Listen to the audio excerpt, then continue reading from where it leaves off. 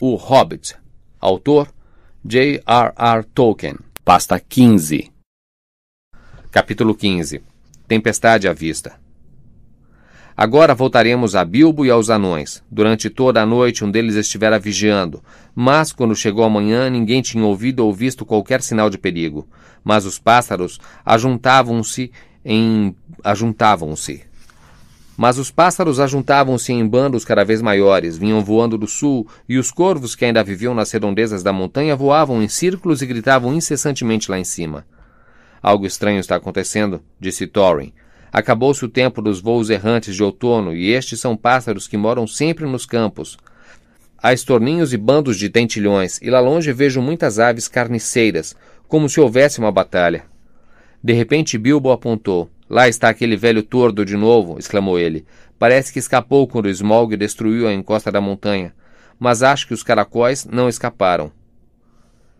Era mesmo o velho tordo que estava lá, e no momento em que Bilbo apontou, voou na direção deles e pousou numa pedra próxima. Então bateu as asas e cantou. Depois inclinou a cabeça para um lado como se quisesse escutar, e mais uma vez cantou, e mais uma vez parou para escutar.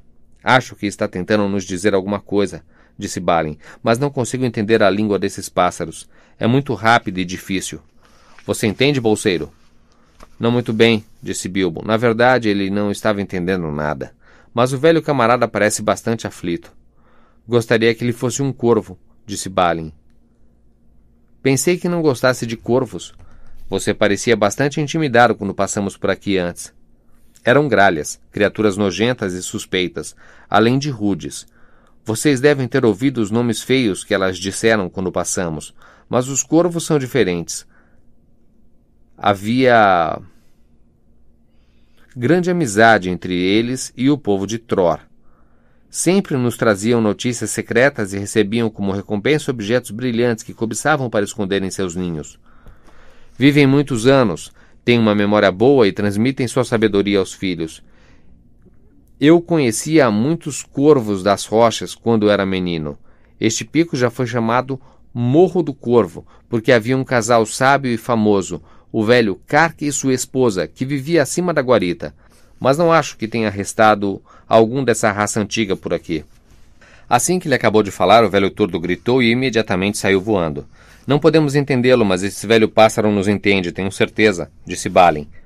Fiquem de olho agora e vejam o que acontece. Logo ouviu-se um bater de asas, e lá vinha o velho tordo, e com ele vinha um outro pássaro extremamente decrépito. Estava ficando cego, mal podia voar, e o topo de sua cabeça era calvo. Era um corvo idoso, de grande tamanho. Pousou no chão diante deles, bateu as asas devagar, e fez uma mesura para Thorin. Ó Thorin, filho de Traim, e Balin, filho de Fundin, crocitou ele. E Bilbo conseguiu entender o que ele dizia, pois ele falava em língua comum, não na língua dos pássaros. Sou Roak, filho de Kark. Kark está morto, mas você o conhecia bem. Faz 153 anos que saí do ovo, mas não me esqueço do que disse meu pai. Agora sou o chefe dos grandes corvos da montanha. Somos poucos, mas ainda nos lembramos do rei que havia antigamente. A maioria de meu povo está fora, pois há muitas coisas acontecendo no sul. Algumas coisas que lhes trarão alegria e outras que não acharão tão boas. Vejam, os pássaros estão se juntando e retornando à montanha e à vale, vindos do sul, leste e oeste, pois espalhou-se a notícia de que Smaug está morto. Morto? Morto? Gritaram os anões. Morto! Então nosso medo foi em vão, e o tesouro é nosso. Todos levantaram-se de um salto e deram cambalhotas de alegria. Sim, morto, disse Roak. O tordo, que nunca lhe caíam as penas, o viu morrer, e podemos confiar nas suas palavras. Ele o viu cair lutando contra os homens de Esgaroth, 3 noites atrás, quando a lua subiu ao céu. Demorou um pouco para Thorin conseguir que os anões fizessem silêncio e escutassem as notícias do corvo. Por fim, quando tinha contado toda a história da batalha, ele continuou. Estes são os motivos de alegria, Thorin Escudo de Carvalho. Pode voltar para seus salões em segurança. Todo o tesouro é seu, por enquanto. Mas muitos, além dos pássaros, estão se juntando e vindo para cá. A notícia da morte do guardião já se espalhou e a lenda da riqueza de Tror não se perdeu com os anos. Muitos estão ansiosos por uma parte no espólio. Uma tropa de elfos já está a caminho, e pássaros carniceiros os acompanham na expectativa de batalha e matança. Junto ao lago, homens murmuram que seus infortúnios foram causados pelos anões, pois estão desabrigados, e muitos morreram. E Smaug destruiu sua cidade. Também pensam em tirar compensação de seu tesouro, estejam vocês vivos ou mortos. Na sua própria sabedoria, deve decidir seu destino. Mas 13 é um número pequeno para os remanescentes do grande povo de Durin, que outrora viveu por aqui e agora está espalhado e distante. Se quiser ouvir meu conselho, não confie no Senhor dos Homens do Lago, mas naquele que atirou no dragão com seu arco. Seu nome é Bard, da raça de Vale, da linhagem de Girion. É um homem soturno, mas sincero. Gostaríamos que houvesse paz outra vez entre anões, homens e elfos, depois da longa desolação. Mas isso pode lhes custar caro em ouro. Era o que eu tinha a dizer. Thorin então explodiu em ódio. Nossos agradecimentos, Huac, filho de Kark. Você e seu povo não serão esquecidos, mas nenhuma parte de nosso tesouro será levada por ladrões ou carregada por violentos, enquanto estivermos vivos. Se quiser merecer ainda mais a nossa gratidão, traga-nos notícia de qualquer um que se aproximar. Também peço, se algum de vocês ainda é jovem e tem as asas fortes, que envie mensageiros para nossos parentes nas montanhas do norte, tanto a leste quanto a oeste daqui, contando-lhes as nossas dificuldades, mas especialmente a meu primo Dain, nas Colinas de Ferro, pois ele tem muita gente, e gente bem armada, e mora mais perto deste local. Peça-lhes que se apressem. Não vou dizer se este plano é bom ou ruim, crocitou Roak, mas farei o que estiver ao meu alcance. Então partiu voando lentamente. Agora de volta à montanha, gritou Thorin. Temos pouco tempo a perder. E pouca comida para comer, gritou Bilbo, sempre muito prático nesses assuntos. De qualquer modo, achava que a aventura propriamente falando terminara com a morte do dragão, no que estava muito enganado, e teria dado quase toda a sua parte nos lucros pela resolução pacífica desses assuntos. De volta à montanha, gritaram os anões, como se não o tivessem ouvido. Assim, Bilbo teve de voltar com eles. Como vocês já souberam de alguns acontecimentos, vão perceber que os anões ainda tinham alguns dias à frente. Exploraram mais uma vez as cavernas e descobriram, como esperavam, que apenas o portão dianteiro permanecia aberto. Todas as outras entradas, exceto, é claro, a pequena porta secreta, haviam sido bloqueadas e quebradas muito tempo atrás por Smaug, e não restava nenhum sinal delas. Começaram a trabalhar com afinco na fortificação da entrada principal e na construção de uma nova trilha a partir dela. Havia ferramentas em abundância, que haviam sido usadas por mineiros, escavadores e construtores de antigamente, e nesse trabalho os anões eram muito habilidosos. Enquanto trabalhavam, os corvos traziam-lhes notícias constantemente. Assim ficaram sabendo que o rei élfico desviara-se para o lago e que ainda lhes restava algum tempo para respirar. Melhor ainda, souberam que 3 de seus pôneis haviam escapado e vagavam à solta nas margens do rio corrente, não muito longe do ponto onde o resto de seus estoques fora deixado. Assim, enquanto os outros continuavam com seu trabalho, Fili e Kili, guiados por um corvo, foram enviados para encontrar os pôneis e trazer tudo o que pudessem. Estiveram fora 4 dias e então souberam que os exércitos reunidos dos Homens do Lago e dos Elfos apressavam-se na direção da montanha. Mas agora tinham mais esperanças, pois tinham comida para mais algumas semanas, se tomassem cuidado. Principalmente Cran, é claro, e estavam cansados dele, mas Cran é muito melhor do que nada. E o portão já estava bloqueado com uma parede de pedras quadradas assentadas a seco, mas muito grossa e alta, fechando a abertura. Havia buracos pelos quais poderiam olhar ou atirar, mas nenhuma entrada. Eles entravam e saíam por meio de escadas e içavam as coisas com cordas. Para a passagem do rio, haviam preparado um pequeno arco baixo sob a nova parede. Mas, perto da entrada, tinham alterado tanto o leito estreito que um amplo lago se estendia da encosta da montanha até o topo da cachoeira, pela qual o rio corria na direção de vale. Chegar até o portão agora só era possível, a não ser a nado, ao longo de uma saliência estreita do penhasco, do lado direito de quem olhava da muralha. Haviam trazido os pôneis apenas até o topo da escada, acima da velha ponte, e depois de descarregá-los, ordenaram que voltassem aos seus senhores, e os enviaram sozinhos para o sul. Houve uma noite na qual, de repente, viram-se muitas luzes, como de fogueiras e tochas no sul, em vale, diante deles. Chegaram, exclamou Balin, e o acampamento deles é muito grande. Devem ter atravessado o vale sob a proteção do crepúsculo, pelas duas margens do rio. Naquela noite os anões dormiram pouco. A manhã ainda estava pálida quando viram uma companhia aproximando-se. De trás da muralha observaram-nos subindo até o topo do vale e escalando a encosta lentamente. Logo puderam ver que homens do lago armados para uma possível guerra e arqueiros élficos estavam entre eles. Por fim, os que vinham na frente da companhia escalaram as pedras amontoadas e pararam no topo da cachoeira. E muito grande foi a surpresa que tiveram ao ver o lago diante deles, e o portão bloqueado com uma muralha de pedras recém-cortadas. Enquanto estavam parados, apontando e falando, Thorin interpelou-os. — Quem são vocês? — chamou ele numa voz bem alta. — Que se aproximam dos portões de Thorin, filho de Traim, rei sob a montanha, como se viessem para uma guerra. E o que desejam? Mas eles nada responderam. Alguns recuaram depressa e outros, depois de fitarem por um momento o portão e suas defesas, logo o seguiram. Naquele dia o acampamento foi removido para um ponto a leste do rio, entre os braços da montanha.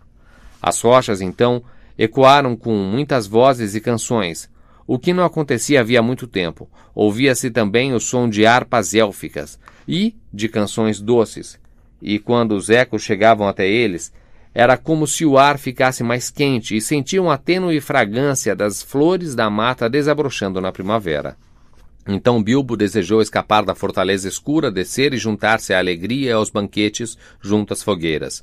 Alguns dos anões mais jovens também foram tocados em seus corações e murmuravam que as coisas deveriam ter acontecido de forma diferente, desejando que pudessem dar boas-vindas àquele povo, como amigos, mas Thorin tinha o semblante carregado. Então os próprios anões pegaram as harpas e os instrumentos resgatados do tesouro, e fizeram música para apaziguar-lhe o ânimo. Mas sua canção não era uma canção élfica, e era muito parecida com a que haviam cantado muito tempo antes na pequena toca de Hobbit de Bilbo.